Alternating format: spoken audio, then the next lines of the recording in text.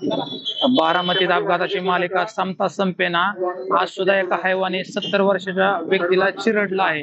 दर आठवड्याला हायवाकडून एक ऍक्सिडेंट बारामतीत होत आहे. तर आपण आज फलटण चौकात आहे. तर आपण जनतेचा आक्रोश पाहू शकता की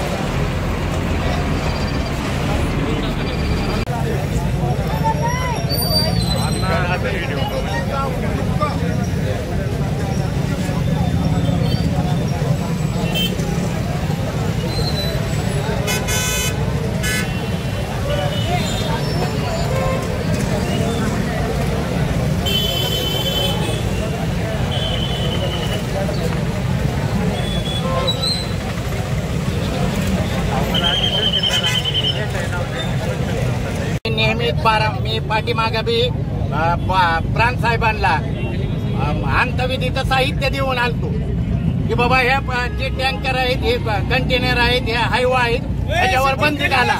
बारामतीकरांना तुम्ही फुकट मारताय. आज पुन्हा एकदा तीच परिस्थिती या चव्हाण पाटील चौकामध्ये झाली. आज इथं एखाद्याचा ह्याच्या बापाला इथं टँकर मुरमाचा कशाचा होता हायवाच्या आहे, त्या हायवा खाली येऊन एक मैत झालेले. मग बारामतीकरांना तुम्ही फुकट किती दिवस मारणार आहे? ह्याच्यावर काय होणार आहे का नाही? पालकमंत्र्यांनी ह्याच्यावर लक्ष देणार आहेत का नाही? ही बंद करणार आहे का नाही? का इथं बारामतीत ऍक्सिडेंट झाला की बारामतीकरांनी आंदोलन करायची, रस्ता रोको करायचा आणि या आरटीओनी आणि पोलीस प्रशासनाने त्यांचा जे आर्थिक हितसंबंध आहे ती वाढवून घ्यायचं. 3000 रुपयाचे जे कार्ड होतं 5000चं आरटीओने केलंय आणि फुकट आम्हाला बारामतीकरांना मारतात.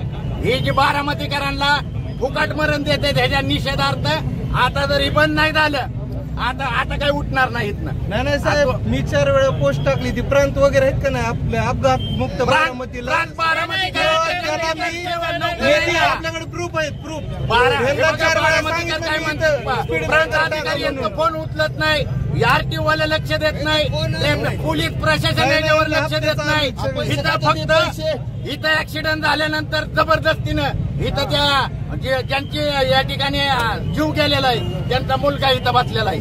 त्याची परमिशन नसताना त्याला न्यायचंच नव्हतं इथून, पण पोलिसांनी जबरदस्तीने आता ती डेड बॉडी त्या तिकडे घेऊन गेलेले. पोलिसांनीच उचलून घेऊन गेले. तो हायवा होता, तो हायवा घेऊन जात आहे. मग तुम्ही किती मारणार आहे बारामतीकरांना? आता तुम्हाला घालायचंय आणि हायवा आमच्या अंगावर घाला, आम्हाला बी मारायचंय. त्यांचा पोरगा स्वतः म्हणतोय नाही उचलायचा. आपल्याकडे प्रूफ आहे. 4 वेळा यांना निवेदन दिलेलं आहे. मी निवेदन दिले. मी तर अंतविधीचं साहित्य दिलंय.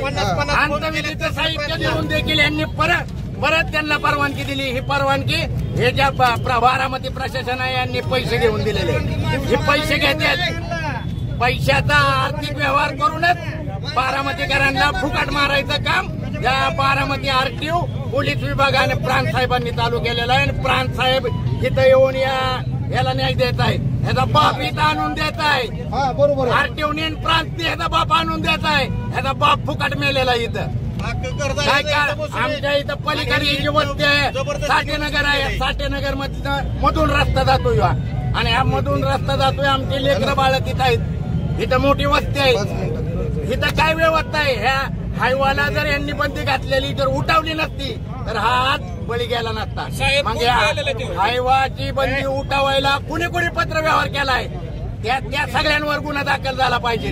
तुम्ही अख्ख्या बैलगाडीचा बी अध्यक्ष होतोय. सगळ्याचा तूच अध्यक्ष होणार, तूच पत्र व्यवहार करणार आणि तुम्हीच सगळं करणार. वय हायवासाठी जो गेलता ना तिथं त्याने इथं येऊन सांगायचं कसब्यातला माणूस आहे. त्यांनी सांगायचं ह्याच्या बापाला आणून देता. आता ह्याच्या बापाला कोण आणून देणार? ह्याचा बाप मेलेला आहे.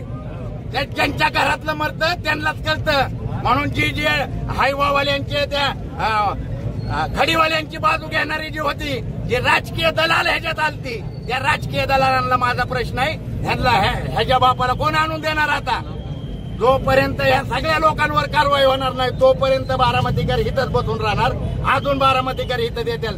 ज्यांना ह्याच्यापासून तरच आहे. आता त्यांना जी टायमिंग दिल तर तो टायमिंग बदलला. बारामतीकरांना विचारलं का?